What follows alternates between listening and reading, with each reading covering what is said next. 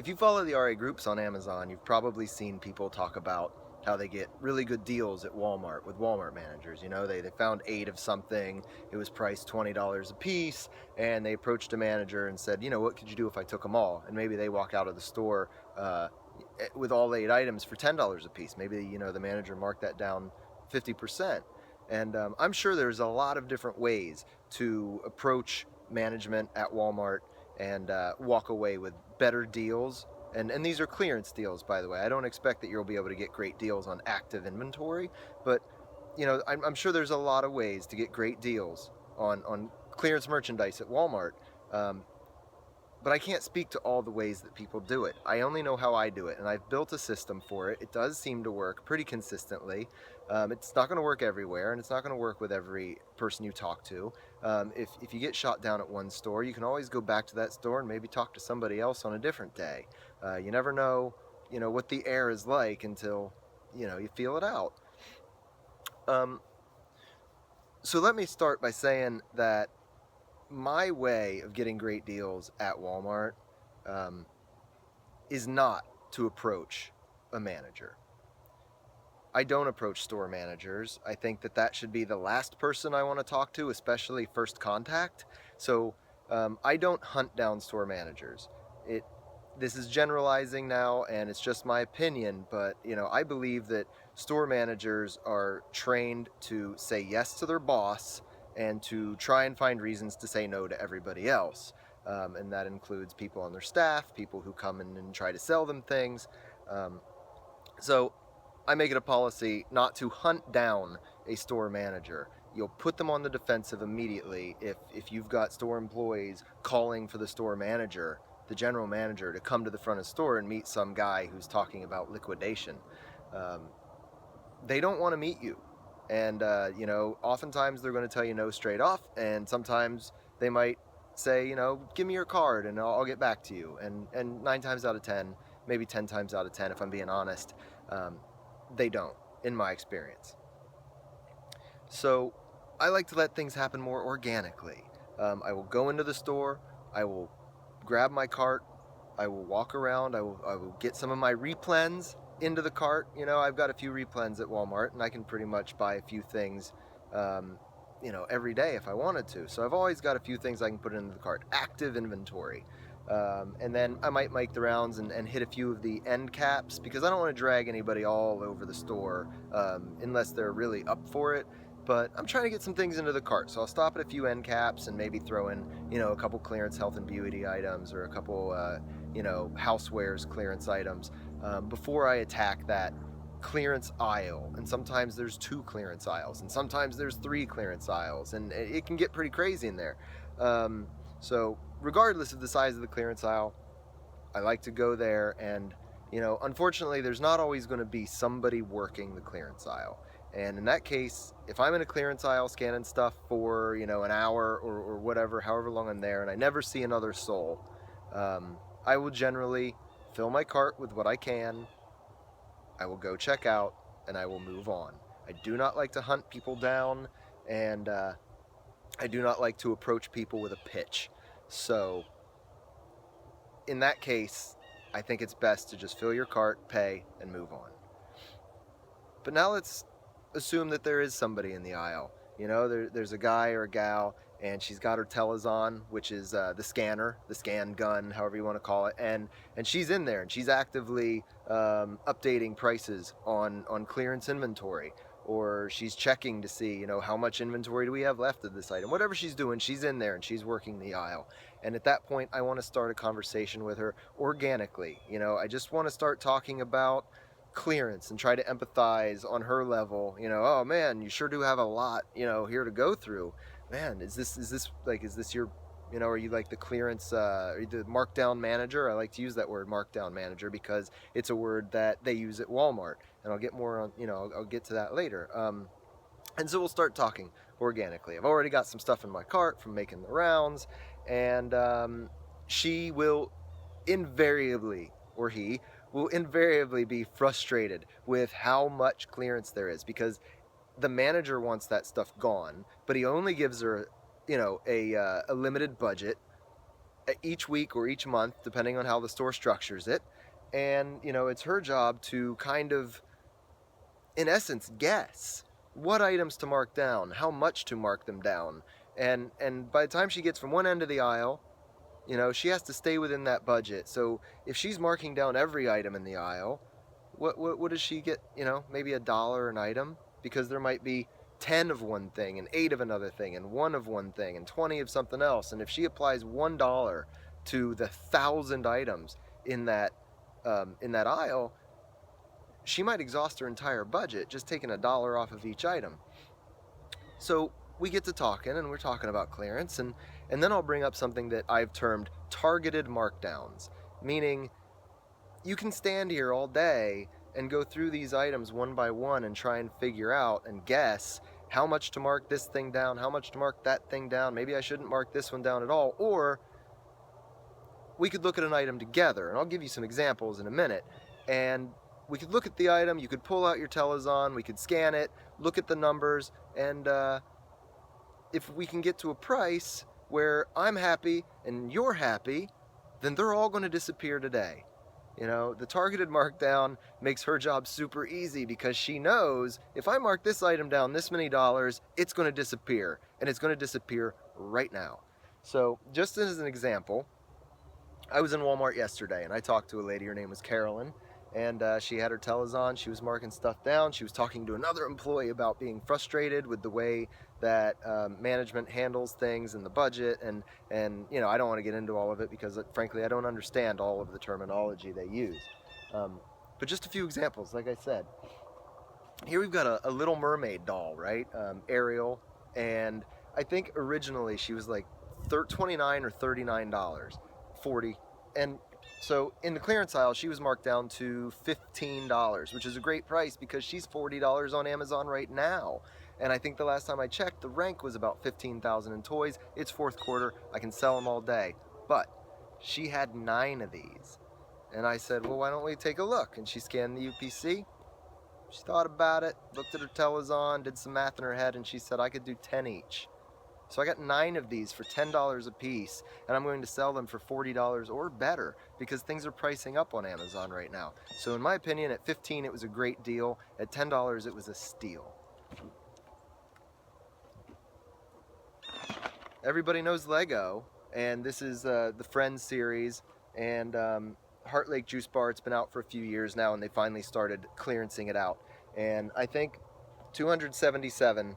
So it was probably $24.98 or $29.98 when it was on clearance, or when it was active. And it was marked down to $21, which is okay. If I remember right, it was not quite profitable at $21, maybe slightly profitable. I would have bought it anyway because it is a canceled or deleted in Walmart's terms item. And it is fourth quarter. It's going to go up. This will probably be, you know, $40, $45 by mid-December. And at 21, there's money to be made. But I still, you know, let's scan that barcode and see what happens. And she had 5 of them in stock. She gave all of them to me for $15 a piece. At that price, I can't lose. I'm already making $5 or more. As I walk out the door, by the time I get into the fulfillment centers, who knows? They could be $10 or more. Go a little quicker here.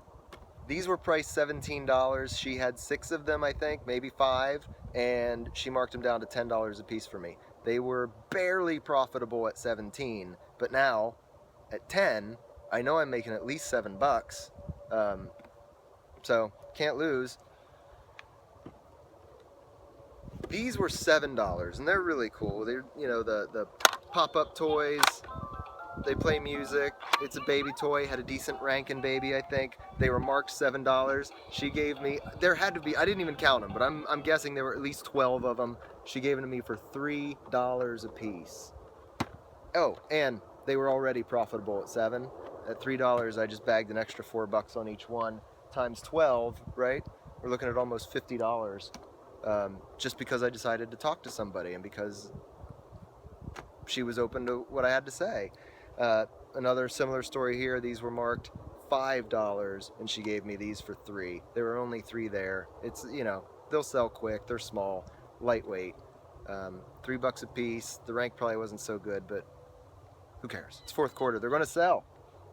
So those are just a few examples, and there's actually a lot more examples from yesterday. I hit 2 Walmarts yesterday. I have a Toyota Sienna. It is the biggest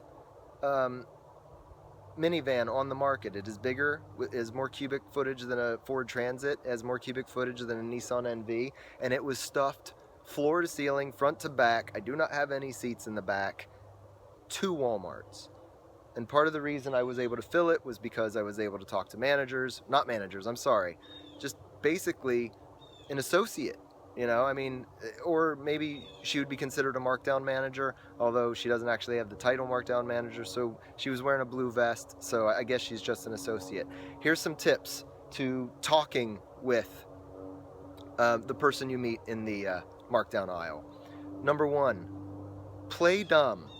Don't, you know, if they're trying to talk to you and they're explaining, you know, their frustrations, and they talk about how clearance works and how things end up from this aisle over to this aisle, and they want to talk about mod resets, and they want to talk about the seasonal, and they want to talk about Action Alley, and they want to show you the information on their Telezon, and they want to talk about the GM doors, and like, they're going to use a lot of words that you don't understand, or maybe you do understand because maybe you've been doing this a while, maybe you have the same method I do. Don't just butt in and say, I know. Just play dumb and let her educate you and take in as much information as you can, because some of it's going to be new information every time. And if you can speak their language, you're going to have a better chance when you finally do meet that manager. You're going to have a better chance at keeping that relationship going and building that relationship. So play dumb, let them talk, absorb the information, and then, you know, also be an expert and talk about your own experience at other Walmarts, you know, and start talking about the mod resets and start talking about the Telezon information. Like, everything you learn, you apply it later when you're talking to them, but never act like you know it all. Just organic conversation, just be on their level. Lastly, every time you meet one of these store associates, whether it's an associate, a department manager, or an assistant manager, again, I'm not a big fan of approaching co-managers or GMs, general managers, right off the bat. They may be brought into the equation immediately, they may be brought into the equation at some point in the future, but I don't hunt them down. I don't hunt anybody down. I like to just let things happen, and sometimes they don't. But when they do, get on your phone, go into your contacts, and this is what I do. I add a contact. First name, Walmart, and then I put in the city or town or whatever it is. Walmart, city, town, and then last name, I put the name of my contact at Walmart. If I've got more than one contact at that Walmart, I will separate those names with commas. I don't worry about last names so much unless, you know, somehow organically they pop into the, you know, like yesterday I met a Cooper. Somebody's last name was Cooper, so I added that into the phone. But that way, when you give them your card, if they ever do call you, you're going to know who's calling. It's going to say, Walmart is calling me. Why is Walmart calling me? Because they probably just reset a new mod. They moved all this great inventory down to the clearance aisle, and they're ready for me to come in and just purge this stuff out of the store for them. And, you know, it does happen on occasion. It doesn't happen often. People do not make a habit of calling, but if you develop a relationship better than I've been able to, who knows? They might be on the phone with you constantly. But get that information. Get it into your phone. Next time you go into this Walmart in this town, you'll be able to, if there's nobody in that clearance aisle, you'll be able to go to the front desk and say, hey, is Carolyn working today? Because you already know that Carolyn's there. She's the lady you talk to. Maybe she's working a different department at the moment. But maybe she'll be able to leave that post for a while and come help you and give you some more great deals. So that's how I get good deals at Walmart. Better deals than my competition in a lot of cases. I know there's other people out there doing this, but we have really, you know, carved out a little niche for ourselves. Clearance, double clearance. It's great and it works. And there's not a lot of time left for this video, but if anybody is interested in hearing about how I applied similar principles to my eBay business when I was an antiques and collectibles dealer, how I got the best deals at the antique show, or the best deals from the owner of an antique mall, or the best deals at the antique shop or the flea market. Better deals than the other dealers who were out there, than any, you know, I was getting better deals than any of them. And you know, the guys I was buying from would confide in me that they were holding stuff back for me in some cases, and you know, they were giving me an extra percentage off on items that they wouldn't give other people. Because listen, you train people how to treat you, and that's what I'm doing when I'm, you know, trying to get these good deals at Walmart. I go in, I develop organic conversations, I work my pitch into the conversation, and once they've started giving me good deals, the next time they see me, they're just prepared to do it right off the bat because they know why I'm there. They know that I'm adding value to, you know, their mission. Their mission is to clear those shelves, and my mission is to bring home cheap inventory. So it's a win-win, and you may never have to get a store manager involved. So when people talk about getting great deals with managers, I'm sure they are, but there are several Walmarts I've worked with where I've never met the manager, and I'm happy to keep it that way. So that's it. I hope I helped. I hope you can apply those tips. I hope I was helpful. And if anybody wants to see the eBay antiques and collectibles portion, just let Brandon know, and maybe we'll do another one of these. So thanks a bunch.